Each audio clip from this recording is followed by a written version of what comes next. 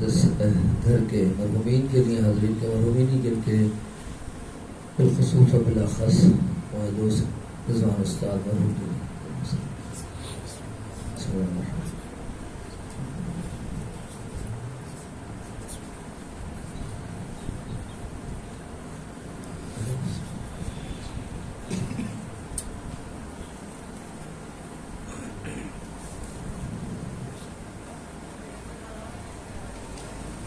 اعوذ باللہ من الشیطان الرجیم بسم اللہ الرحمن الرحیم الحمد للہ رب العالمین والصلاة والسلام علی اشرف الانبیاء والمرسلین حبیب الہ العالمین ابی القاسم محمد اللہم صل علی محمد وآل محمد وعلى اہل بیتہ الطیبین الطاہرین المعصومین الذين أذهب الله عنهم الرجس وطهرهم تطهيرا اللهم صل على محمد وآل محمد ورحمة الله على أعدائهم أجمعين قال رسول الله صلى الله عليه وآله وسلم ذكر علي عبادة صلوات بجد محمد وآل اللهم صل على محمد وآل محمد بزرگان محترم اور برادران عزیز، فقط مصائب کے ارتباط کے لیے اور اہل خانہ اور دوستوں کی خدمت میں تعزیت پیش کرنے کے لیے ایک 2 منٹ 3 منٹ شاید ایسے حدیث کے سلسلے سے اور پھر مصائب کے 2-3 جملے پیش کروں گا، قصد یہ تھا کہ ظاہر تعزیت پیش کی جائے، اسی عنوان سے ہم سب جمع ہیں۔ ایک فقط میں ایک لفظ کی طرف اشارہ کرنا چاہوں گا، جنہوں سے سہارا دیجیے۔ اللهم صل على محمد وآل محمد رسول گرامی صلی اللہ علیہ وآلہ وسلم کا مشہور و معروف ارشاد ذکر علی عبادہ، علی علیہ السلام کا ذکر عبادت ہے۔ یہ وہ حدیث ہے کہ جو ہمارے ہاں مجالس میں ثنا و کلام قرار دی جاتی ہے۔ اس وقت اس حدیث سے جو استفادہ کرنا ہے وہ یہ کرنا ہے کہ پیغمبر نے ارشاد فرمایا کہ علی کا ذکر عبادت ہے، اور عبادت کے جو نتائج ہیں اس میں سب سے زیادہ اعلیٰ اور عرفہ جو نتیجہ ہے عبادت کا وہ ہے بقا، رہ جانا، باقی رہ جانا۔ اور ظاہر اس میں بہت گفتگو ہے، بہت گنجائش ہے کہ گفتگو کی جائے، میں صرف ظاہر مختصراً ایک لفظ کی طرف کہ ذکر علی علیہ السلام۔ اب اس حدیث کو اگر ہم یوں ترجمہ کریں کہ ذکر علی عبادہ یعنی ذکر علی بقا، یعنی علی کا ذکر عبادت ہے، یعنی اس کا ترجمہ یوں کیا جائے سمجھنے کے لیے کہ علی کا ذکر بقا ہے، علی کا ذکر باقی رہنے کا وسیلہ ہے، علی کا ذکر باقی رہ جانے کا وسیلہ ہے۔ کیوں؟ اس ذکر میں اتنی طاقت ہے جو اس سے جڑتا ہے، جیسے ذکر باقی ہے ایسے ذاکر باقی ہے۔ اللهم صل على محمد وآل محمد۔ اس پر کیا ہے؟ یہ ایسا ذکر ہے، اور اس ذکر کے نتیجے میں جو بقا ہے، اس بقا سے پہلے ایک فنا ہے کہ جس فنا کا نتیجہ بقا ہے، کیونکہ جب تک فنا نہیں ہوا جاتا تب تک باقی نہیں رہا جاتا، اور وہ بھی جو شخص ذکر علی کے سمندر میں فانی ہو وہ باقی ہی ہوا کرتا ہے۔ اس واسطے سہارا دیجیے۔ اللهم صل على محمد وآل محمد۔ تاریخ کے دامن پر نہ جانے کتنے ستارے اور کتنے چاند ایسے موجود ہیں کہ جن کی بقا کا سبب صرف ذکر علی ابن ابی طالب ہے۔ آج علی ابن ابی طالب کا آپ ذکر کریں، ساتھ میں اگر کوئی یہ کہے کہ غلاموں کی فہرست بناؤ تو سب سے پہلے میثم کا نام ذہن میں آتا ہے۔ یہ میثم کی بقا بتا رہی ہے کہ یہ علی کا ذاکر تھا۔ صلی اللہ علیہ محمد وآل محمد۔ اللهم صل على محمد وآل محمد۔ کیونکہ ذکر خود جس کا ہے وہ خود باقی ہے، اور باقی رہنے کا جو سلیقہ ہے وہ فنا ہے۔ اگر میں اس کو صرف مثال کے طور پر پیش کروں اپنے دوستوں کے لیے کہ اگر ایک قطرہ جو سمندر سے باہر ہے وہ جو چاہتا ہے کہ میں باقی رہ جاؤں، وہ ہوا اس کو خشک کر سکتی ہے، اور بہت سارے اسباب ایسے ہوتے ہیں ہو سکتے ہیں جو اس قطرے کا فنا کا سبب بنیں گے۔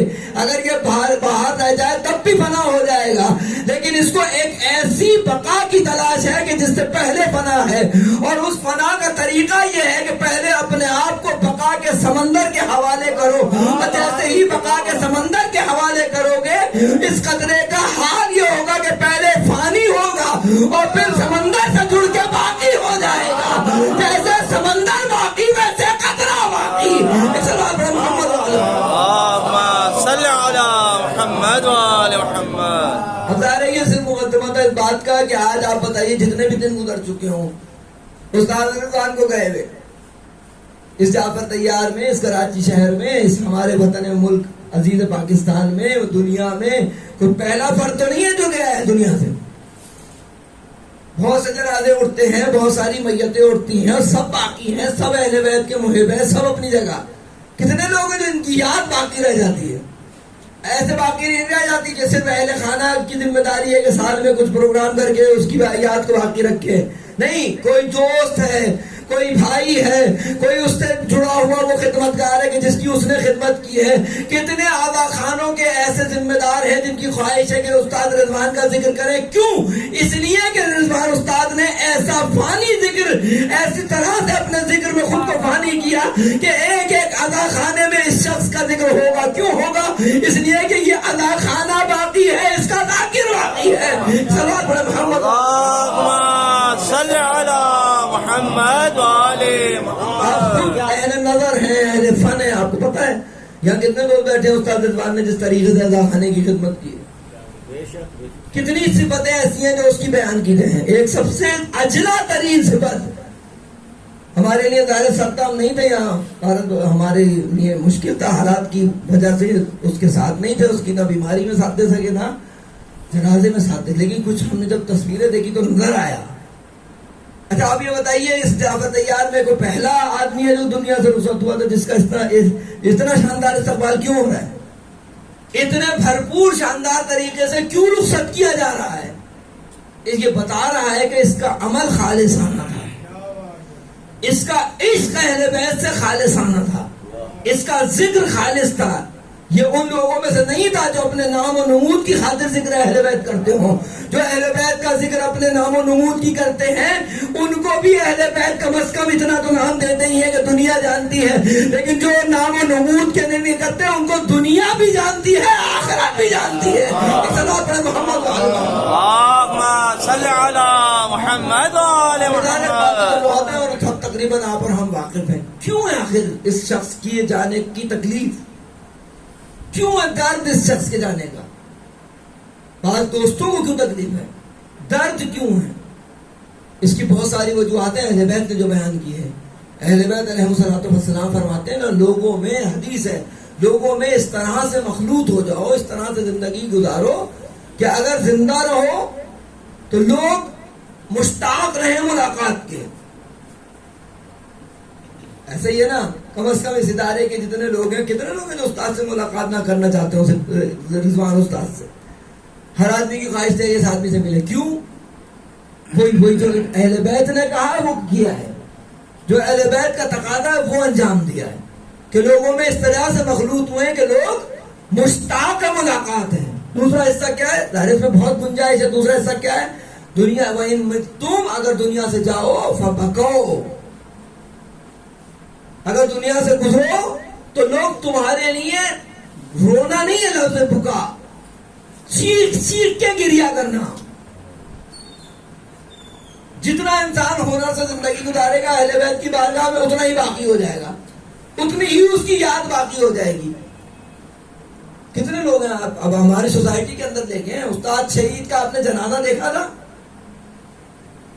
2013 کا شہید، آج بھی اس کی یاد کیسے باقی ہے؟ کیوں؟ اس جنازے کا ہاتھ دیکھا تھا آپ نے استاد شہید کے؟ اس کی شفاعت کتنی پائی جا رہی تھی استاد رضوان کے جنازے میں؟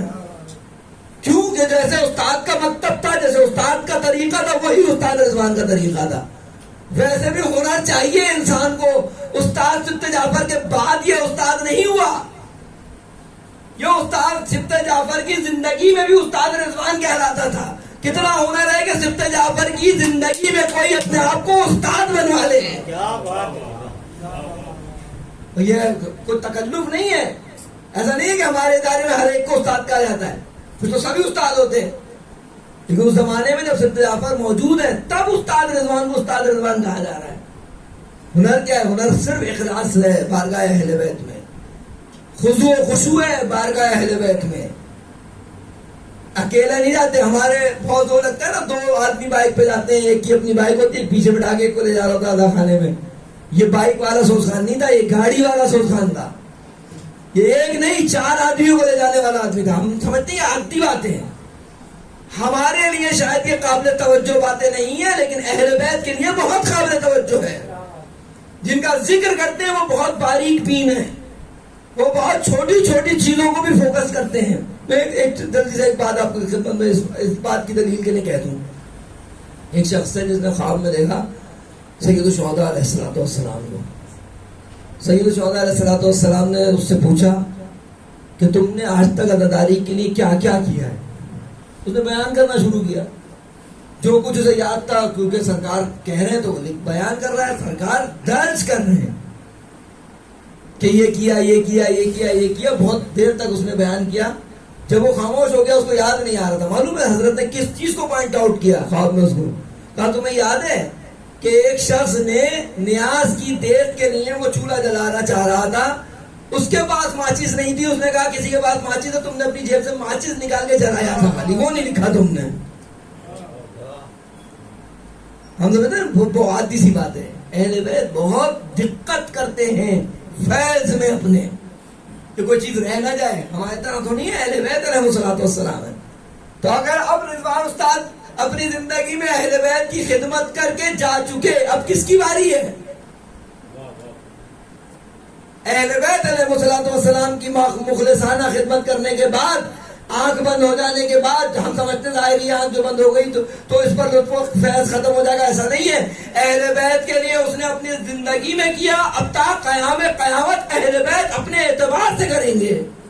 جو آج یاد باقی ہے, یاد باقی اسی لیے ہے کہ یہ ذاکر ہے امام حسین کا, یہ ذاکر ہے جناب زہرا کا.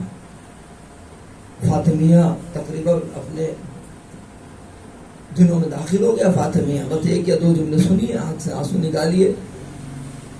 ہم نے ہمیشہ فاطمیہ سے پہلے ادائے سید الشہداء میں یہ سنا ہے نا کہ جب امام حسین کا فرش پچھتا ہے تو جناب زہرا رومال لے کے آتی ہیں.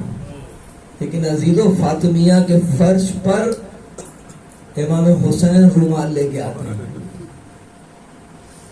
امام حسین دیکھنا چاہتے ہیں کون میری ماں کو رو رہا ہے. فاطمیہ ہماری زندگیوں میں بہت فروغ کے ساتھ اور جوش و خروش کے ساتھ دیر سے آیا. میں اپنی بات کر رہا ہوں, اپنے ہم اور لوگوں کی بات کر رہا ہوں. جوانوں کے لیے واقعا قیمتی ہے, نعمت ہے کہ ان کی زندگی میں جلدی فاطمیہ آ گیا.